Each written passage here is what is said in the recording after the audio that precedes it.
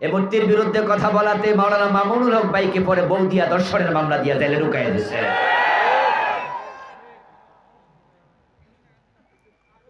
বাড়াবাড়ি ভালো না।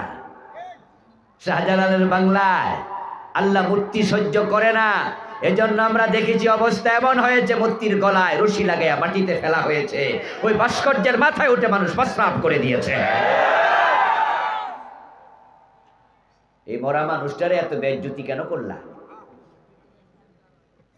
কারণ তার এই মূর্তি না বানাইলে তো আর পাবলিক মাথায় প্রস্রাব করতো না, ঠিক কিনা? মরা মানুষটারে বেজ্জতি তোমরা করছো, তোমাদের বাড়াবাড়ির কারণে হয়েছে। কারণ তিনি সম্মানিত মানুষ। এদেশের স্বাধীনতার পিছনে বঙ্গবন্ধুর ভূমিকা আছে না নাই? আমরা কি অস্বীকার করেছি কোনোদিন? তার প্রতি অন্তরের শ্রদ্ধা তো আমাদেরও আছে, কিন্তু ওনার মাথায় উঠে মানুষ প্রস্রাব করবে এটা তো আমরা চাইনি। তার গলায় রশি লাগিয়ে মাটিতে ফেলবে এটা তো আমরা চাইনি। আমরা আলেমরাই বলেছি মূর্তি বানাইও না। আরে শ্রদ্ধা মনের ব্যাপার, মূর্তি বানায় শ্রদ্ধা পাওয়া যায় না।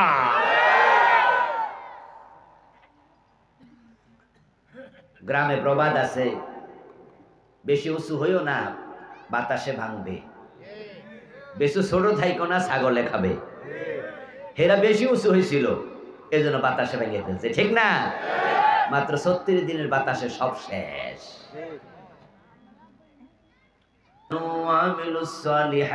জান্নাত, নিশ্চয় আল্লাহ যারা ঈমান এনেছে এবং নেক আমল করেছে তাদেরকে জান্নাতে প্রবেশ করাবেন। সুবহানাল্লাহ। আল্লাহ নিজে বলছেন যারা ঈমান আনলো এবং যারা নেক আমল করলো নিশ্চয়ই আল্লাহ জান্নাত দেবেন, জান্নাতে প্রবেশ করাবেন। তাজরি মিন তাহতিহাল আনহার, যে জান্নাতের তলদেশ দিয়ে নহর প্রবাহিত। ইন্নাল্লাহা ইয়াফআলু মা ইউরিদ, নিশ্চয় আল্লাহ যা চান তিনি তাই করেন। তিনি কাজ করতে কারো সাথে পরামর্শ করার প্রয়োজন নেই। তিনি এত মহান, এত বড়, ফাআলুল লিমা ইউরিদ, যা চান তিনি তাই করেন এবং করতে কোনো ক্লেশ নাই, কষ্ট নাই, সময় প্রয়োজন নাই। ইন্নামা আমরুহু ইযা আরাদা শাইআ আন ইয়াকুলা লাহু কুন ফায়াকুন, যখন তিনি কোনো কিছু করতে চান তখন শুধু তিনি বলেন হও, কোন ফায়াকুন, সেটা হতে সামান্য দেরি হয় না, সাথে সাথে হয়ে যায়। আল্লাহ তাআলা যা চান তিনি করেন। ইয়াফআলুল্লাহু মা ইয়াশা, তিনি একচ্ছত্র ক্ষমতার মালিক। ইন্নাহু আলা কুল্লি শাইইন কাদির, এমন ক্ষমতা তার ক্ষমতার বলয় থেকে পৃথিবীর কেউ মুক্ত নয়। এবং তার একচ্ছত্র ক্ষমতা এত বেশি, এই আকাশ এবং জমিন যেদিন তিনি প্রলয় করবেন, ভাঙবেন, কিয়ামত হবে, সেটা ভাঙতে চোখের পলকের সময়ও লাগবে না। ওয়ামা আমরুস সাআতি ইল্লা কালামহিল বাসারি আও হুয়া আকরাব, এই মহাকাশ, এই বিস্তীর্ণ জমিন, এই সব কিছু ভাঙতে আল্লাহ বলে চোখের পলক পড়তে যা সময় লাগে এর চেয়ে কম সময়ে তিনি ভেঙে দেবেন। তার এত ক্ষমতা।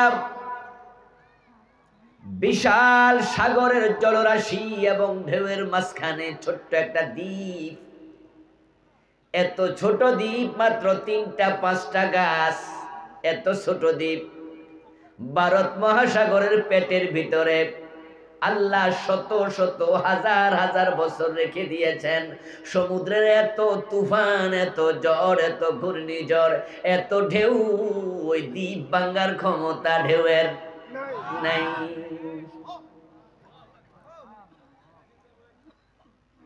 প্রশান্ত মহাসাগরের গভীরতম স্থানের গভীরতা ৩৬,০০০ ফিট।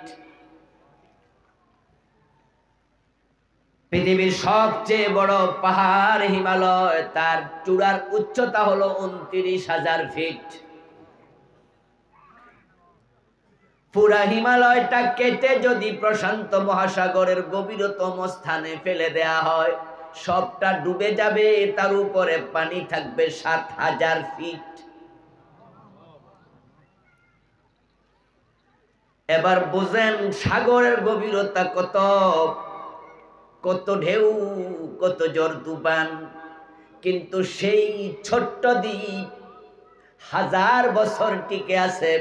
নিজে নিজে না, টিকানোর একজন আছে। ইয়াফআলু মা ইয়াশা, তিনি যা চান তাই হয়, তার কথার কোনো হেরফের। তিনি মালিকুল মুলক, যাকে চান ক্ষমতা দেন, যাকে চান কেড়ে নেন। তার ক্ষমতা এত বেশি, পৃথিবীর রাজা মহারাজা যদিও চান তাকে তিনি ধ্বংস করতে ১ সেকেন্ডও লাগে না, সব শেষ। ওই মহাশক্তিধর আল্লাহ তাআলা বলছেন, ইন্নাল্লাহা ইউদখিলুল্লাযীনা আমানু ওয়া আমিলুস সালিহাতি জান্নাত। যারা ঈমান আনে, নেক আমল করে, তিনি নিজে তাদেরকে জান্নাতে প্রবেশ করাবেন। আমরা মাহফিলে আসলাম, উদ্দেশ্য শুধু একটা, আল্লাহর জান্নাত পাওয়া। যাওয়ার সময় খিচুড়ি খাওয়াবে নাকি? এজন্য কেউ আসছেন? রিক্সা ভাড়া দেবে? মাটিতে এসে বসে গেলেন কেন? এখানে এমএ পাস, বিএ পাস, দাওরা পাস, টাইটেল পাস, এমন আলেম ওলামা শিক্ষিত আছে না? এলাকার মেম্বার, এলাকার সম্মানী মানুষ, চেয়ারম্যানই দাঁড়ায় না, বরং মনে করে যে এটা আমার জন্য মানায় না। আমি একটা ইউনিভার্সিটির, একটা কলেজের প্রফেসর, হাই স্কুলের হেডমাস্টার, তাই আমার পজিশন আরো উপরে। অথচ মাঠের মাঝে বসে যায়, মাটির মাঝে মাহফিলে আত্মসম্মানে লাগে না। আল্লাহর জান্নাত পাওয়ার জন্য পাগল পাড়া, নিজের ইজ্জতের দিকেও তাকায় না। খতিব সাহেব, ইমাম সাহেব বসে গেছে। আমার প্রিয় ভাই, আল্লাহর জান্নাত পাওয়ার জন্য আমরা সবাই তো পাগল। শীতের মাঝেও ফজরের নামাজ আমরা কাজা করি না, কারণ নামাজ পড়লে তো জান্নাতের চাবি পাওয়া যাবে। চৈত্র মাসের দুপুরে রিক্সা চালাইয়াও রোজা ভাঙে না, এমন পাগলও আছে না নাই? আল্লাহর জান্নাতের পাগল, বুকে পিপাসা চো চো করে, কিন্তু রোজা ভাঙে না। কষ্টার্জিত টাকা খরচ করে মক্কায় চলে যায়, ৫ লাখ টাকা, ৭ লাখ খরচ হজ করতে গেল, আল্লাহর জান্নাত পাওয়া যাবে। আবু বকর, ওমর, ওসমান, আলী, সাহাবায়ে কেরাম রাদিয়াল্লাহু তাআলা আনহুম বাড়ি ঘর, বউ বাচ্চা সব মক্কায় রেখে হিজরত করে মদিনায় চলে গেল। খালি হাতে, সাথে কাপড় চোপড় নিতে পারে নাই। উদ্দেশ্য, হিজরত করলে জান্নাত পাওয়া যায়। মুতার যুদ্ধে যাওয়ার আগে প্রিয় নবীজি সাল্লাল্লাহু আলাইহি ওয়াসাল্লাম ৩ জনের নাম ঘোষণা করলেন সেনাপতি হিসাবে। ইতিপূর্বে অসংখ্য যুদ্ধ হয়েছে, এভাবে সেনাপতি একাধিক কোন যুদ্ধে রাসূল পাঠান নাই, কিন্তু আজকে পাঠাচ্ছেন ৩ জন। যদি যায়েদ শহীদ হয় তাহলে জাফরকে সেনাপতি বানায়ো। যদি জাফর শহীদ হয় আব্দুল্লাহ ইবনে রাওয়াহাকে সেনাপতি বানায়ো। যদি আব্দুল্লাহ শহীদ হয় তাহলে তোমরা পরামর্শ করে অন্য একজনকে সেনাপতি বানাইয়া যুদ্ধ চালাইয়া নিও। 3 জনের নাম বললেন, চতুর্থ জনের ইঙ্গিত করলেন। সাহাবারা বদর দেখেছে, উহুদ দেখেছে, খন্দক দেখেছে, আরো কত যুদ্ধ দেখেছে। কোন যুদ্ধে একাধিক সেনাপতি ছিল না। আজকে 4 জন, 3 জনের নাম, 1 জন ইঙ্গিত। এই ঘোষণার পর সব সাহাবী বুঝে ফেলেছে 3 জনের 1 জনও ফিরবে না। কিন্তু তারা কেউ রাসূলুল্লাহর কাছে গিয়ে ছুটি চান নাই। বলেন নাই আজকে হযরত জাফর, ইয়া রাসূলুল্লাহ আমার একটু ছুটি দেন, হাঁটুতে ব্যথা। যায়েদ বলেন না, ইয়া রাসূলুল্লাহ ছুটি দেন, শরীরটা খারাপ।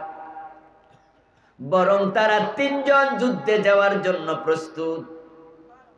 নবীজি সাল্লাল্লাহু আলাইহি ওয়াসাল্লাম যায়েদকে বললেন, যায়েদ যাও, বাড়ি থেকে অনুমতি নেও, বিদায় নেও, বলে আসো। যায়েদ জবাব দেয়, রাসূল আমি তো আপনার কাছে লালিত পালিত হয়েছি, আপনি আমার বাবা, আপনি আমার মা, অন্যকে বলার কোনো প্রয়োজন নাই, আমি রেডি।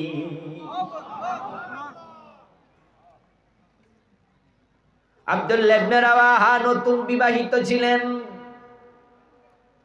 ঘরের বাহির থেকে নিজের স্ত্রী থেকে অনুমতি নিয়ে যুদ্ধের মাঠে চলে গেছেন। আমার বন্ধু সাহাবারা যুদ্ধের মাঠে যাবে, শহীদ হবে, জানার পরেও ছুটি চায় নাই। কারণ তারা জানে শাহাদাতের মাধ্যমে ডাইরেক্ট জান্নাত পাওয়া যায়। জান্নাতের জন্য হাসতে হাসতে চলে গেছে যুদ্ধের মাঠে। কোন একদিন রাসূলুল্লাহ সাল্লাল্লাহু আলাইহি ওয়াসাল্লাম যুদ্ধের ফাঁকে, যুদ্ধের ময়দানে সাহাবায়ে কেরামকে যুদ্ধের জন্য উৎসাহ করছিলেন, দিচ্ছিলেন, তাহরিক দিচ্ছেন, তারগিব করছিলেন। একজন সাহাবী দাঁড়ায় দাঁড়ায় খেজুর খাচ্ছিলেন। জিজ্ঞাসা করলেন, ইয়া রাসূলুল্লাহ এই যুদ্ধে শহীদ যদি হয়ে যায় পুরস্কার কি? নবীজি জবাব দেন, শহীদ যদি হতে পারো পুরস্কার সরাসরি আল্লাহর জান্নাত। হাতের খেজুরগুলো আর খেলেন না, খেজুরগুলো ফেলে দিলেন, রেখে দিলেন, আর একজনকে দিয়ে দিলেন, আর বললেন যদি ডাইরেক্ট জান্নাত পাওয়া যায় শহীদ হলে, খেজুর খেয়ে আর সময় নষ্ট করতে চাই না। যে জান্নাতের জন্য জীবন দেয়া, কষ্ট করা, আজকের মাহফিলে মাটির মাঝে এসে বসে যাওয়া, ওই জান্নাত আল্লাহ নিজে দেবেন। ইন্নাল্লাহা, এভাবে বললেন। ইন্না মানে কি? একবারে শব্দ বড় শক্ত, দৃঢ়। ইন্নাল্লাহা ইউদখিলু, নিশ্চয় আল্লাহ প্রবেশ করাবেন। অর্থাৎ 2টা গুণ যদি মানুষ অর্জন করে, জান্নাত দেওয়ার দায়িত্ব আল্লাহ নিজ হাতে নিয়েছেন। আসলে জান্নাত কিন্তু যাওয়ার জায়গা না, জান্নাত চাইলে যাওয়া যায় না। জান্নাত হলো দেয়ার জিনিস, যদি আল্লাহ দেয়। আমরা চাইলেও পাবো না, যেতে পারবো না। প্রিয় নবীজি সাহাবায়ে কেরামকে একদিন বললেন, সহিহ বুখারীতে এসেছে, তোমরা আমল করো, তবে তোমাদের কারো আমল তার জান্নাতের জন্য যথেষ্ট নয়। লা ইউদখিলু আহাদাকুমুল জান্নাহ আমালুহু, কিলা ওয়ালা আনতা ইয়া রাসূলুল্লাহ, ক্বালা লা ইল্লা আন ইয়াতাগাম্মাদানি আল্লাহু বিরহমাতিহি, আও কামা ক্বালা an-নাবিয়্যু আলাইহিস সালাতু ওয়াস সালাম। রাসূল বলছে, আমল করো, তবে তোমাদের কারো আমল তার জান্নাতের জন্য যথেষ্ট হবে না, তাকে জান্নাতে ঢুকাবে না। অর্থাৎ যেই পরিমাণ আমল দরকার জান্নাত পাওয়ার জন্য, সেটা করার ক্ষমতা সামর্থ্য তোমাদের নাই। কোন একজন সাহাবী দাঁড়ায়া বলেন, হুজুর বুঝছি, কিন্তু আপনি তো এমন নামাজ পড়েন তারে মাকাদামাহু, লম্বা নামাজের কারণে 2 পা ফুলে যায়। আপনি তো রুকু এত লম্বা দেন। মা আয়েশা বলেন রাসূলুল্লাহ রুকু দেখে মাঝে মাঝে আমি ভাবতাম তিনি সিজদার কথা ভুলে গেছেন কিনা। সিজদা যাওয়ার পরে এত লম্বা সিজদা, আমি মাঝে মাঝে ভাবতাম তিনি সিজদায় মরে গেলেন কিনা। পায়ের মাঝে আমি সিমটে দিতাম, নবীজি সাল্লাল্লাহু আলাইহি ওয়াসাল্লাম পা নাড়া দিলে বুঝতাম যে তিনি জীবিতই, মরেন নাই, সিজদায় আছেন। হুজুর আপনার নামাজ লম্বা, রোজা আছে, এমন রোজা রাসূল রাখতেন যে রোজার মাঝখানে কোনো সেহরি ইফতার ছিল না। 2 দিন 3 দিন 4 দিন 5 দিন লাগাতার লম্বা রোজা, যে রোজার নাম সাওমে বিসাল। এই রোজা উম্মতের জন্য জায়েজ নাই। প্রিয় নবীজি রোজা রাখতেন 2 দিন 3 দিন 4 দিন, সেহরি ইফতার কিচ্ছু খেতেন না, লাগাতার 3 দিন 4 দিন চলে যেত। একদল সাহাবী রাসূলুল্লাহর এই রোজার কথা শুনে তারাও শুরু করে দিল। আল্লাহর হাবিব খুতবা দিলেন, ভাষণ দিলেন জুমার দিন, বললেন লা তুওয়াসিলু বিসসাওম। এই শুনেছি তোমরা নাকি সাওমে বিসাল রাখছো, এটা করো না, বরং সন্ধ্যা হলে ইফতার করে ফেলবে। সাহাবী একজন দাঁড়িয়ে বলে ইয়া রাসূলুল্লাহ ইন্নাকা তুওয়াসিলু। বুঝছি আমরারে মানা করছেন, অথচ আপনি কিন্তু রাখেন। তো আমলের প্রতি আপনার যদি এত আগ্রহ থাকে আমাদের থাকবে না কেন? রাসূল তখন বলে হ্যাঁ ঠিক আছে, তবে আইয়ুকুম মিসলি, তোমরা তো আমার মতো নও। ইন্নাল্লাহ আত'আমানি ওয়া সাকানি, আমি নিজে খাই না কিন্তু আল্লাহ আমারে খাওয়াইয়া দেয়। এটা প্রেমের সুধা, প্রেমের শরবত, প্রেমের খাবার। খাবারের যে চাহিদা আছে আমার আল্লাহ আমার চাহিদা পূর্ণ করে দেয়, তাই খাবার লাগে না। তোমরা তো এক্ষেত্রে আমার মতো না। সাহাবারা জানতেন রাসূলুল্লাহ নিয়মিত জিকির করতেন অলওয়েজ। মা আয়েশা থেকে বর্ণিত হাদিস, কানা রাসূলুল্লাহ সাল্লাল্লাহু আলাইহি ওয়াসাল্লাম ইয়াযকুরুল্লাহ আলা কুল্লি আহইয়ানি।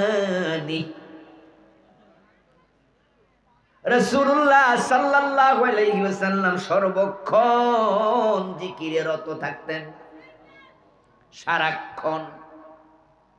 ইভেন যখন তিনি ঘুমাতেন তখনও তার জিকির চলমান থাকত। এই জন্য অন্য অন্য মানুষ আমরা যারা আছি, আমরা ঘুমালেও ওযু ভাঙ্গে, নবী ঘুমালেও ওযু ভাঙতো না। তিনি বলতেন আইনায়া তানামান ওয়া কলবি ইয়াকযান। নবীজি বলতেন আমার 2 চোখ ঘুমায়, আমার অন্তর ঘুমায় না, আমার অন্তর আল্লাহর জিকিরে মশগুল। প্রিয় নবীজির আমল নামায় একটা সগীরা গুনাহও নাই, তিনি কোনো গুনার কাজ করেন নাই, তিনি নিষ্পাপ, তিনি মাসুম। তাই তো একজন সাহাবী বলা, ওয়ালা আনতা ইয়া রাসূলুল্লাহ, হুজুর আমাদের আমল কম, আমাদের আমলে আমাদেরকে জান্নাতে নেবে না বুঝলাম, কিন্তু আপনার আমল তো বেশি, আপনার আমল আপনাকে জান্নাতে নেবে তো। রাসূল জবাব দিলেন না, আমল করে আল্লাহরে খুশি কইরা জান্নাত পাবো এটা আমার জন্য কঠিন, আমি এত আমল পারি না। ইল্লা আইয়াতাগাম্মাদানি আল্লাহু বিরহমাতিহি, তবে আমি জান্নাত পাবো কারণ আমার আল্লাহ আমাকে রহমতের চাদর দিয়ে আবৃত করে রেখেছে।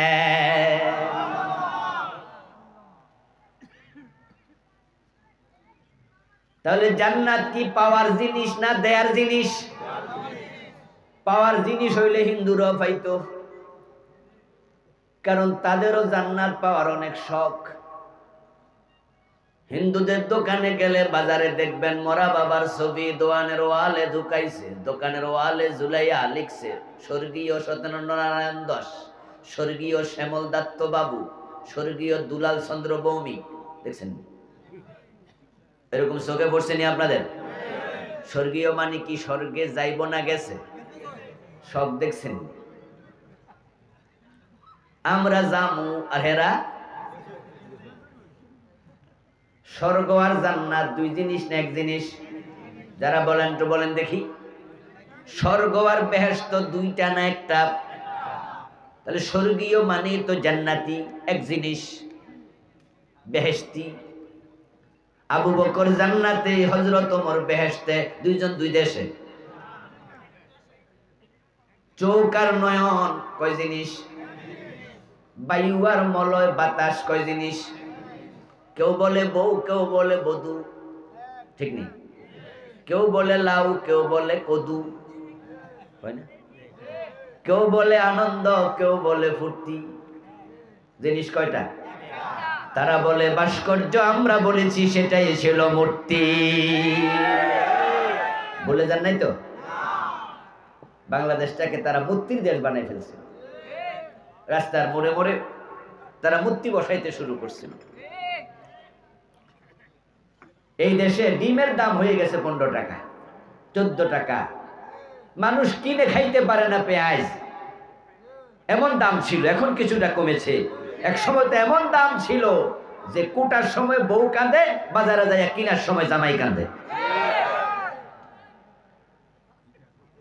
আর তারা দেশের টাকা খরচ করে মূর্তি বানানো শুরু করছে। রাস্তার মোড়ে মোড়ে তাদের বাবার মূর্তি বানানো শুরু করছে। তোমাদের বাবার মূর্তি বানানোর তোমাদের শখ হলে নিজের পকেটের টাকা খরচ করতে, জাতির টাকা খরচ করেছ, জবাব দিতে হবে। দেশের হাজার হাজার কোটি টাকা মূর্তি বানিয়ে শেষ করছে। যেখানে মূর্তি থাকে সেখানে রহমতের ফেরেশতা প্রবেশ করে না। শাহজালালের বাংলাকে তারা রহমত শূন্য করতে চেয়েছে। তারা শুধু মূর্তি বানায় নাই, তারা মাদ্রাসার শিক্ষার বই, দাখিল পর্যায়ের সিলেবাসে বইয়ের মাঝে পর্যন্ত মূর্তির ছবি ঢুকাইছে। মাদ্রাসার বইতে মন্দিরের ছবি ঢুকাইছে। মাদ্রাসার বইয়ের কভারের মাঝে হাফপেনওয়ালা মাইয়ার ছবি ঢুকাইছে। দোতারা হারমিয়ানের ছবি ঢুকাইছে। ঢোল তবলার ছবি দিছে। এই দেশের ইসলামকে তারা নির্বাসিত করতে চেয়েছে। আমরা আলেমরা বলছি মূর্তি বানাইয়েন না, মূর্তি বানানো ভালো না। তারা বলছে না না, আমরা মূর্তি বানাই না, আমরা ভাস্কর্য বানাই। কানারে হাইকোর্ট দেখায়, এই চাচা সুদ খান কেন? না না, ইন্টারেস্ট খাই। কিছু লোক আছে না এমন, নাম পাল্টাইয়া খায়, নাম পাল্টাইয়া। এ মূর্তির বিরুদ্ধে কথা বলাতে মাওলানা মামুনুল হক ভাইকে পরে বউ দিয়া দর্শনের মামলা দিয়া জেলে ঢুকাইয়া দিছে।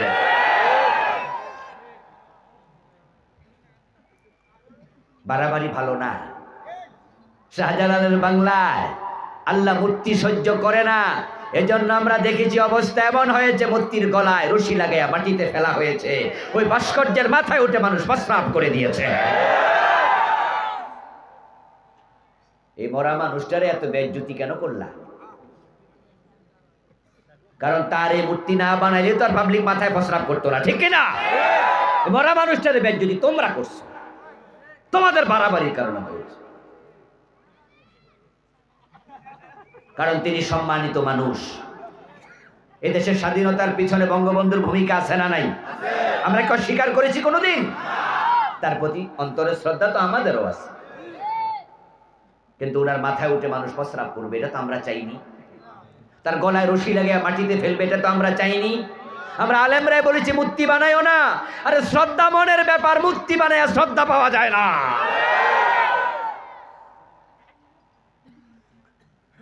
গ্রামে প্রবাদ আছে, বেশি উঁচু হইও না, বাতাসে ভাঙবে। বেশি ছোট থাইকো না, ছাগলে খাবে। হেরা বেশি উঁচু হয়েছিল, এজন্য বাতাসে ভেঙে ফেলছে, ঠিক না? মাত্র 36 দিনের বাতাসে সব শেষ। আমার বন্ধু, যেটা বেহেশত সেটাই জান্নাত। আরবিতে জান্নাত বলে, পার্সিতে বেহেশত বলে, ইংরেজিতে হেভেন বলে, বাংলায় বাগান বলে, সংস্কৃতিতে স্বর্গ বলে। এখন হিন্দু মিয়া বাবারে জান্নাতে পাঠাইয়া দিছে, পাঠাইয়া নিশ্চিন্তে বৈশা বৈশা দোকানদারি করে। বাবারে লইয়া তার কোনো টেনশন আর, এই জন্য লেখছে স্বর্গীয় দুলাল চন্দ্র বৈমিক। এই যে জান্নাতে যাওয়ার শখ আছে, এমন শখ আমাদেরও আছে, আমরাও জান্নাতে যেতে চাই।